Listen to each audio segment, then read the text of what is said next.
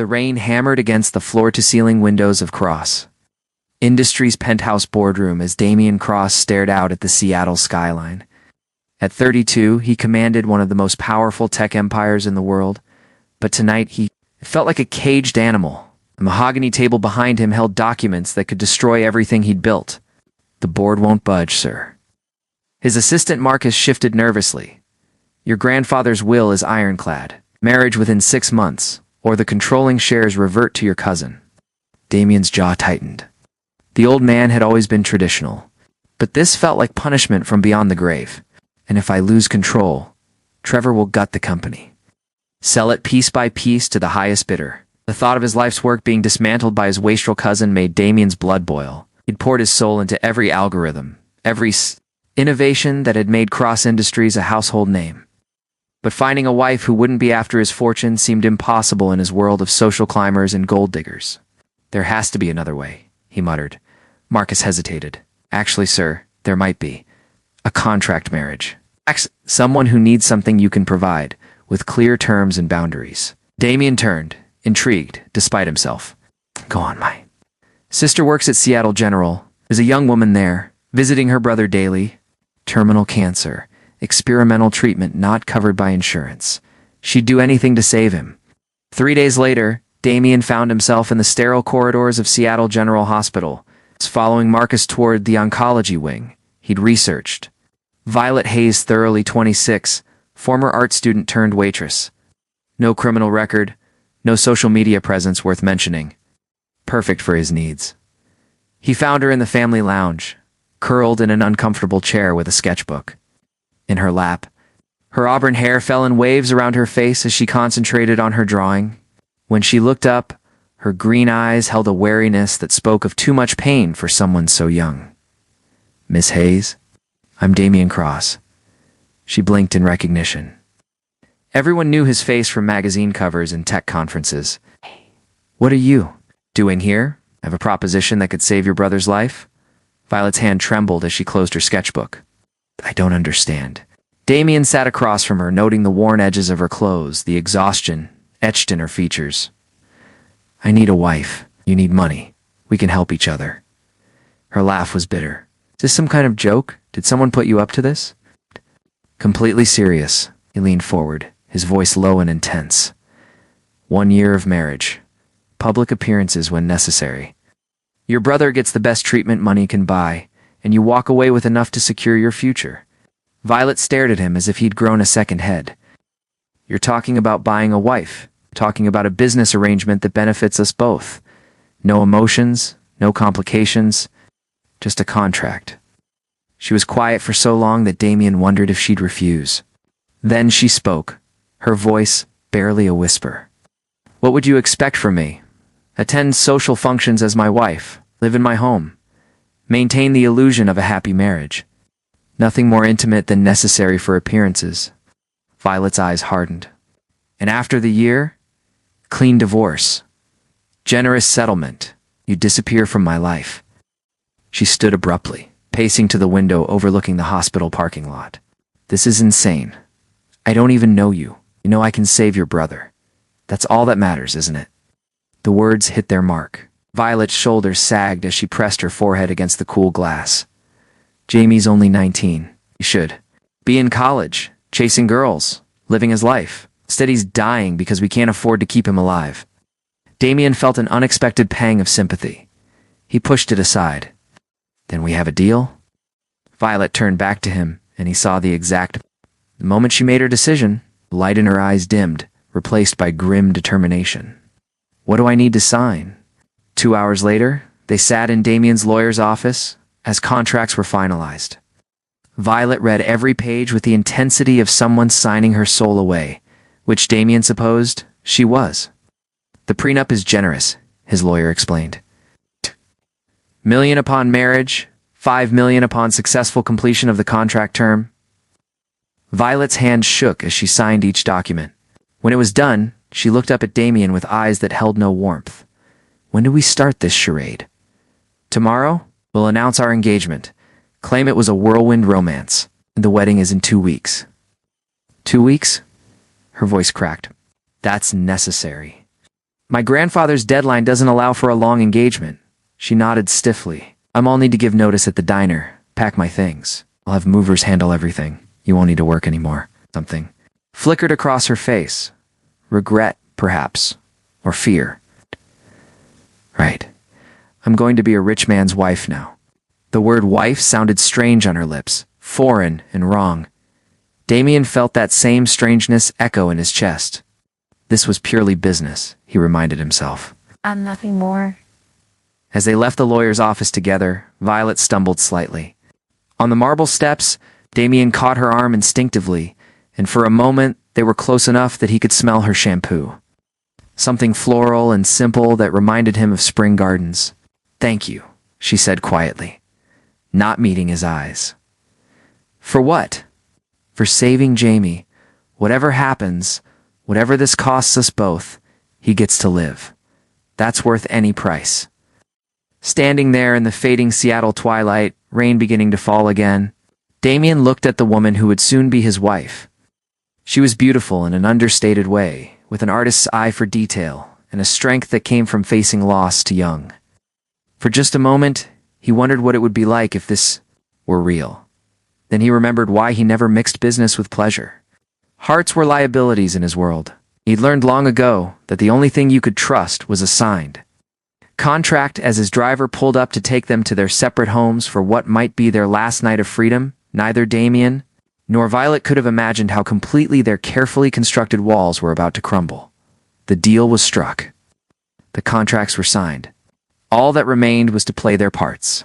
But some performances become more real than the actors ever intended. The wedding took place at the Four Seasons. Carefully orchestrated media spectacle that left Violet feeling like an actress in someone else's play.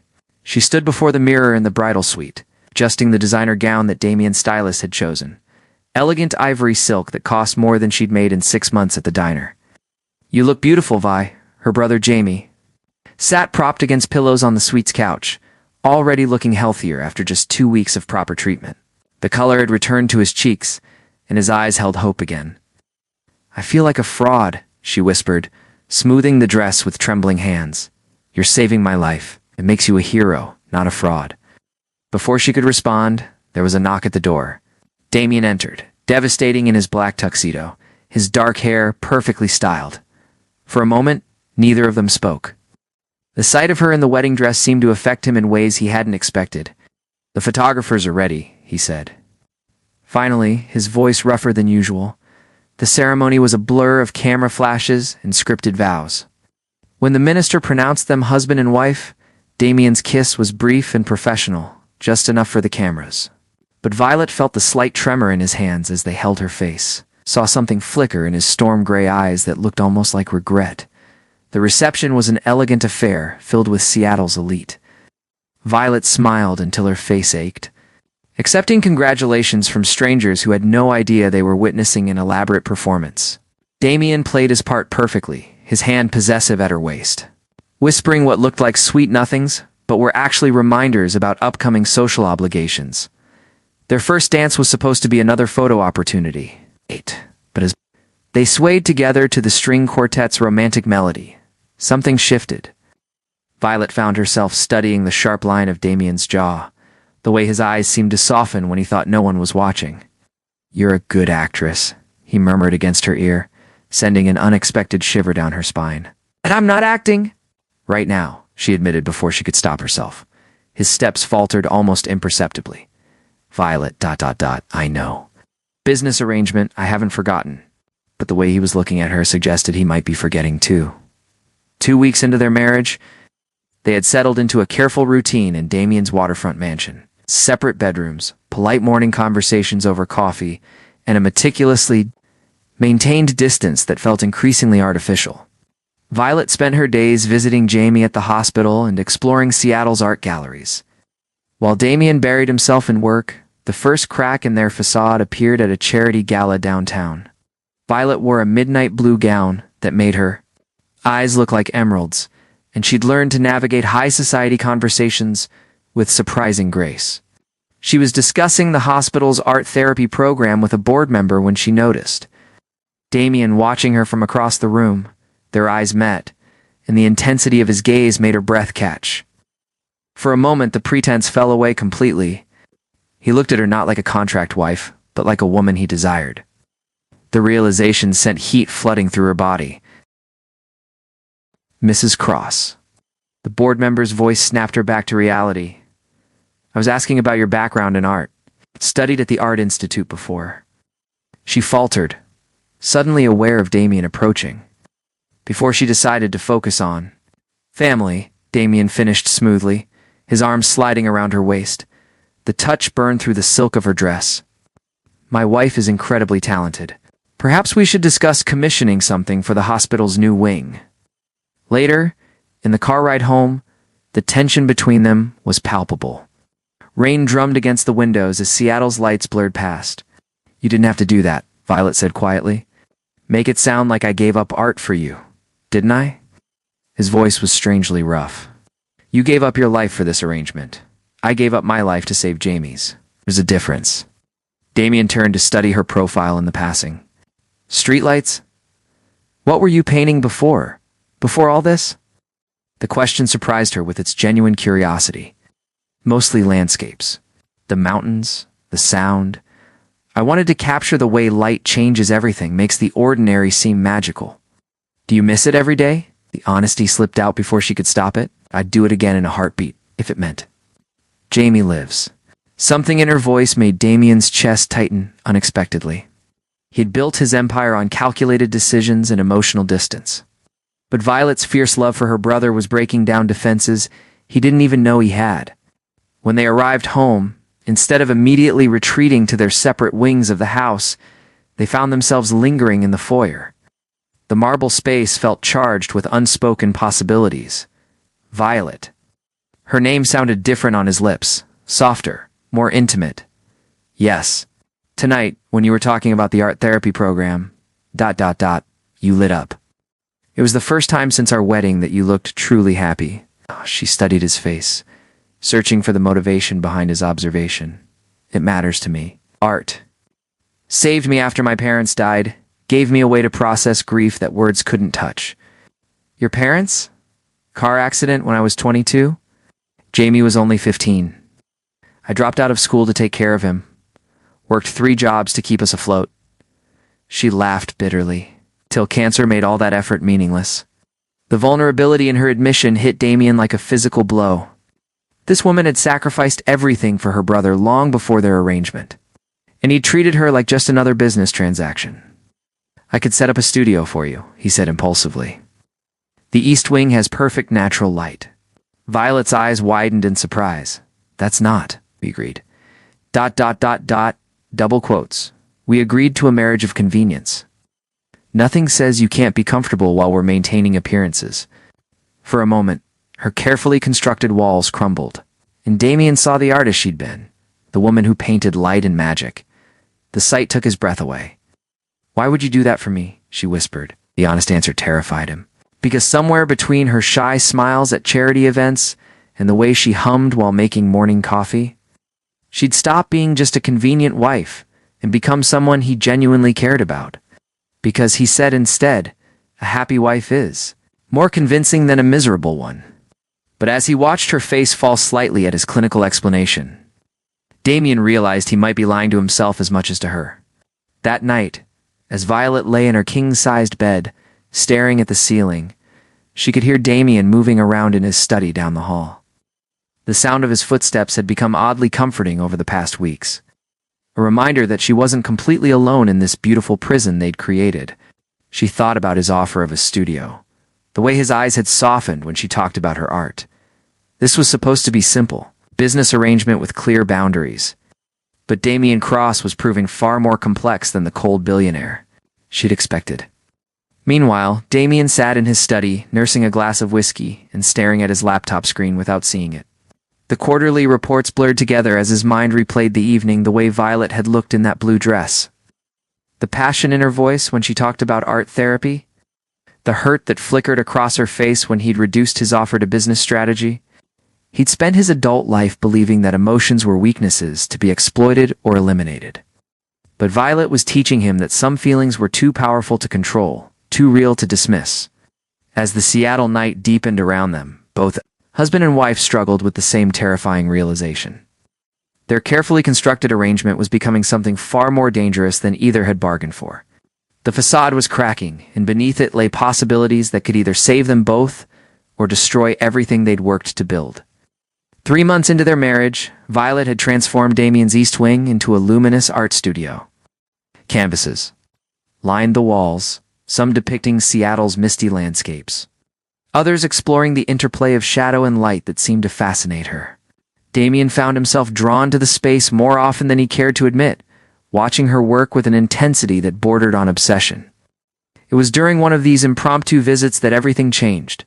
Violet stood before her easel paintbrush, suspended mid-stroke, staring at a news report on her phone with a face drained of all color. The brush clattered to the floor, sending droplets of crimson paint across the white dropcloth like blood. "Violet?" Damien stepped into the room, immediately sensing something was wrong. "What is it?" She looked up at him with eyes wide with terror, and for a moment she seemed like a completely different person. Not the gentle artist he'd come to know, but someone haunted by shadows he couldn't see.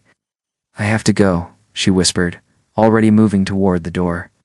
"I have to leave. Tonight, what are you talking about?" He caught her arm gently, but firmly. "Leave for where?" "You don't understand," her voice cracked with panic. "They found me. After all this time, they found me." Damien felt ice form in his veins. "Who found you, Violet? You're scaring me." She laughed, a broken sound that echoed strangely in the art-filled space. "Scaring you?" "Damien, everything you know about me is a lie. My name isn't even really Violet Hayes." The words hit him like a physical blow. "What?" "My real name is Victoria Henley. 3 years ago, I witnessed something I shouldn't have seen. Something that put me in the Federal Witness Protection Program." Her hands shook as she reached for her phone, showing him the news article. "Vincent Moreau just escaped from federal prison. It's the man who killed my parents, and now he's coming." For me, Damien read the headline with growing horror. "Crime boss Vincent Moreau escapes during prison transport." The accompanying photo showed a man with cold eyes and scars that spoke of a lifetime of violence. "Your parents weren't killed in a car accident," he said slowly, the pieces clicking into place. "They were executed. Shot in their own home because my father, a federal prosecutor, was building a case against Moreau's organization. I came home from college and found them." Her voice became mechanical, detached. "I hid in the basement closet and watched through a crack in the door as Moreau himself put bullets in their heads." The studio suddenly felt too small, the air too thin. Damien struggled to reconcile this revelation with the woman he'd been falling for because he was falling for her, he realized with crystal clarity. The gentle artist who hummed while painting, who visited her brother every day, who'd somehow made his sterile mansion feel like a home. "Jamie isn't really your brother," he said, another piece falling into place. "He is now. The marshals gave us new identities, made us siblings. His real name is Jason Wright. He was another witness, just a kid who saw too much. The cancer is real, though. Everything about that is real." Damien's mind raced through implications. "The marshals know about our marriage. They think it's real. I couldn't tell them it was fake without exposing you to danger." She moved frantically around the studio, gathering a few small canvases, but none of that matters now. Moreau "Escaped 2 days ago. The news just broke, but my handler called. An hour ago. They're moving Jamie and me tonight." "Moving you where?" "I don't know. Somewhere far from here, where Moreau can't find us." She stopped suddenly, looking at him with something that might have been regret. "I'm sorry, Damien. I'm so sorry. I dragged you into this." The apology broke something loose in his chest. Without thinking, he crossed the room and pulled her into his arms. She felt fragile against him, trembling like a bird caught in a storm. "You're not going anywhere," he said firmly. "And you don't understand. Moreau doesn't just kill his targets, and he destroys everyone connected to them. Their families, their friends, anyone who might matter to them." She pulled back to look at him, tears streaming down her face. "If he finds out about you, about what you mean to me, ... What I mean to you?" The words came out rougher than he intended. "Damien," his name was a whisper, a confession. "This stopped being fake for me weeks ago. I tried to fight it, tried to keep the walls up. But you She touched his face with paint-stained fingers. You made me feel safe for the first time in 3 years. You made me remember who I was before the fear. The admission shattered the last of his defenses. Victoria? He said, testing her real name on his lips. It fit her somehow, regal and strong. I'm not letting you disappear into witness protection. We'll find another way. There is no other way. Moreau has connections everywhere. Money, power, corrupt officials. The only reason I've survived this long is because I stayed hidden, stayed invisible. Then we stop hiding. The plan formed in his mind with the same clarity that guided his business decisions. We go public. Make it impossible for him to touch you without the whole world watching. She stared at him as if he'd lost his mind. You want to paint a target on yourself? I want to protect my wife. The word came out with such conviction that they both felt its weight. Money and power work both ways, Victoria. I have resources too. Security, connections, influence. We use all of it. But the marshals will never agree to that. Then we don't ask them. He pulled out his phone, already mentally cataloging the calls he needed to make. I know people. Private security firms that make the Secret Service look like mall cops. Safe houses that aren't in any government database. Damien, please. She gripped his hands desperately. You don't know what you're asking. This man doesn't just kill people. He makes them suffer first. He'll come after everyone you care about. Your employees, your board members, anyone who could be used as leverage. Let him try. The ice in Damien's voice would have terrified his business rivals. He's about to learn what happens when someone threatens what belongs to me. The possessiveness in his tone sent an unexpected thrill through Victoria, even as fear continued to claw at her chest. This is insane. Maybe, but I'd rather be insane than lose you. He cupped her face in his hands, thumbs brushing away her tears. These past months, watching you bring life to this house, seeing you smile, when you paint. I've been falling in love with you, Victoria. I don't care what your real name is or what shadows you're running from. I care about you. The confession hung between them like a bridge spanning an impossible chasm. Victoria felt her heart break and heal simultaneously. I love you too, she whispered. That's what makes this so impossible. Love makes you vulnerable, and I can't. I won't let him use that against us. Then we'll have to be stronger than he is. Damien kissed her forehead gently. Trust me. Trust us. We can beat him together. Before she could respond, his phone buzzed with an emergency alert. Both their phones lit up simultaneously with the same message. Amber Alert. Federal marshal found dead in downtown Seattle. Suspect Vincent Moreau, considered armed and extremely dangerous. Victoria's knees buckled. That's Agent Martinez. He was my primary contact. She looked up at Damien with eyes full of terror. He's here. Moreau's in Seattle. Outside. The first? Shadows of evening were falling across the city. Somewhere in those shadows, a killer who'd already destroyed one family was hunting for the woman who'd witnessed his crime. But for the first time in 3 years, Victoria wouldn't be facing that. Darkness alone. Damien was already on his phone, his voice sharp with authority. Marcus, I need our best security team at the house in 30 minutes. Full protective detail. And get me Jonathan Reed on the line. Tell him it's code black. As he spoke, Victoria felt something she hadn't experienced since that terrible night. 3 years ago. Hope. It was dangerous and probably foolish, but Damien's unwavering determination was infectious. Maybe, just maybe, love could be a strength instead of a weakness. But as Seattle's lights began to twinkle in the distance, neither of them could know that Vincent Moreau was already closer than they imagined, watching their house through high-powered binoculars, planning his revenge. The real game was about to begin. The security team arrived within 20 minutes, transforming Damien's waterfront mansion into a fortress. Jonathan Reed, ex-Navy SEAL turned private security specialist, coordinated the operation with military precision. Motion sensors, thermal cameras, and armed guards created layers of protection around the property. We need to move you both too. A secure location? Reed advised as he studied surveillance feeds. This house is too exposed. No, Victoria's voice was steady despite the fear in her eyes. If we run, we'll always be running. Moreau has spent 3 years hunting me. He won't stop until one of us is dead. Damien moved closer to her, his presence both protective and comforting. What are you thinking? I'm thinking it's time to stop being prey. She turned to Reed. Can your men handle a direct assault? Depends on what he brings. Moreau's organization is weakened but not destroyed. He could have anywhere from 2 to 20 men. Victoria nodded grimly. He'll come tonight. Moreau's not patient. Escape has made him desperate. He'll want to finish. This quickly, as if summoned by her words, Reed's earpiece crackled to life. Sir, we have movement on the perimeter. Multiple vehicles approaching from the east access road. Damien felt Victoria tense beside him. 3 years of hiding, 3 years of fear had led to this moment. He reached for her hand, intertwining their fingers. Whatever happens, he said. Quietly, we face it together. She squeezed his hand, drawing strength from his touch. Together. The first shot shattered the dining room window at 9:47 p.m. Victoria and Damien dove behind the marble kitchen island as Reed's voice boomed through the security system. All units, we are under attack. Repeat, we are under attack. How many?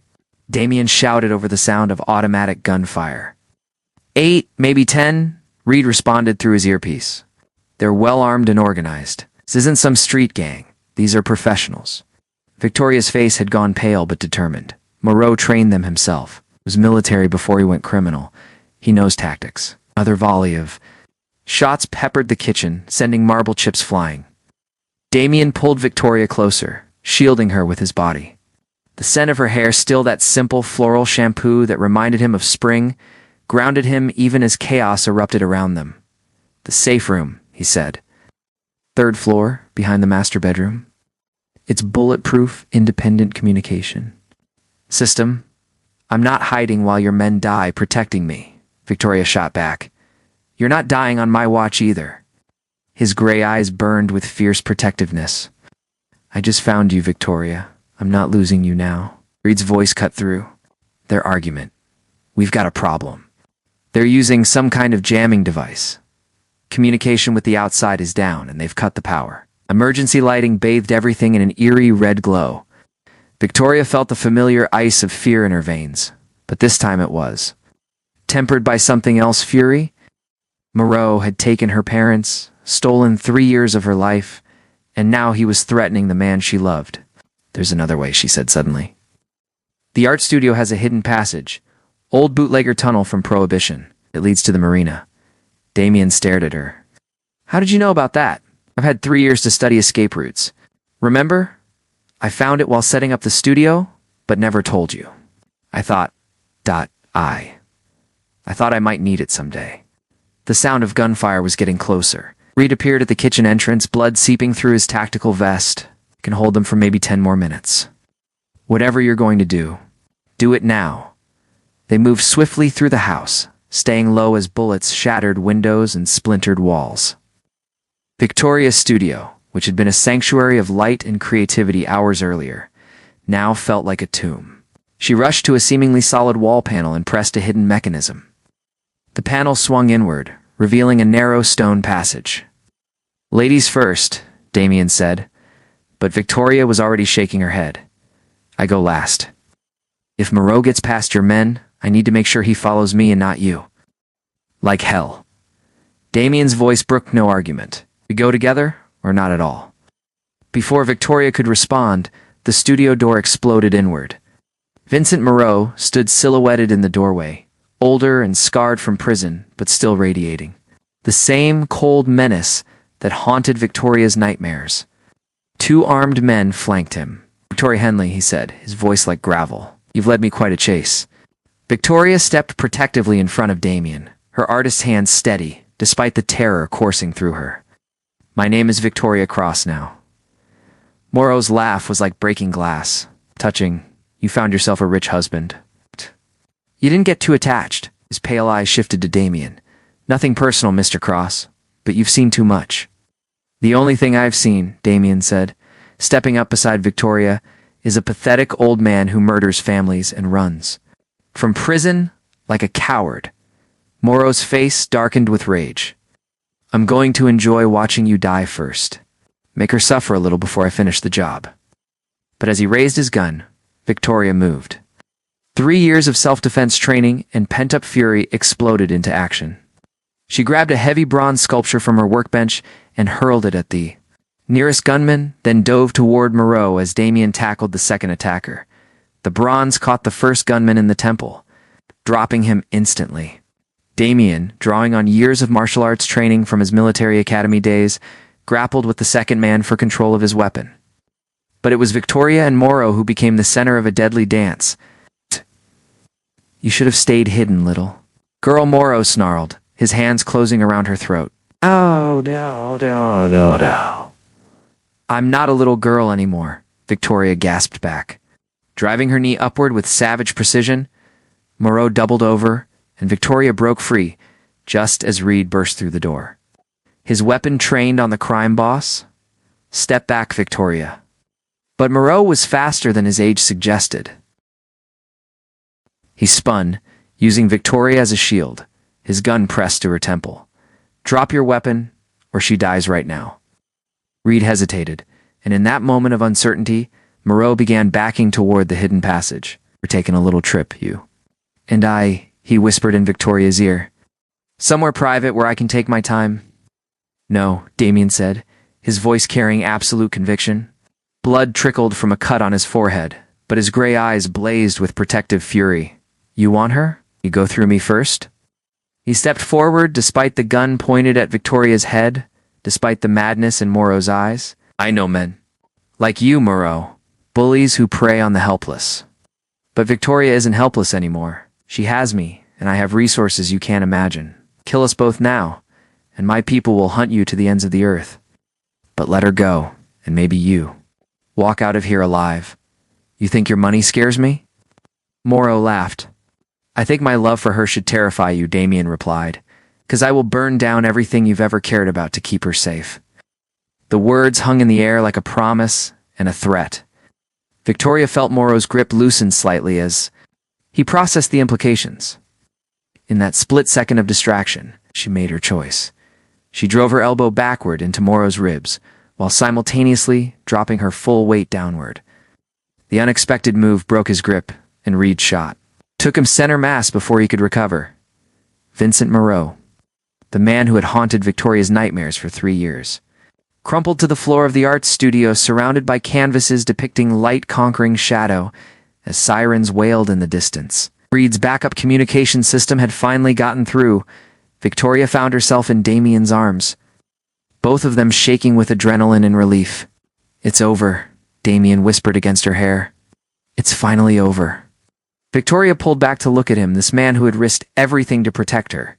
I love you, she said, the words carrying the weight of someone who had almost lost everything. Not because you saved me, but because you made me remember I was worth saving. I love you too, Victoria Cross, he replied, using her married name with deliberate emphasis. And from now on, that's who you are. Not a victim, not a witness, just my wife. As federal agents swarmed the mansion and paramedics tended to the wounded, Victoria and Damien held each other in the ruins of her studio.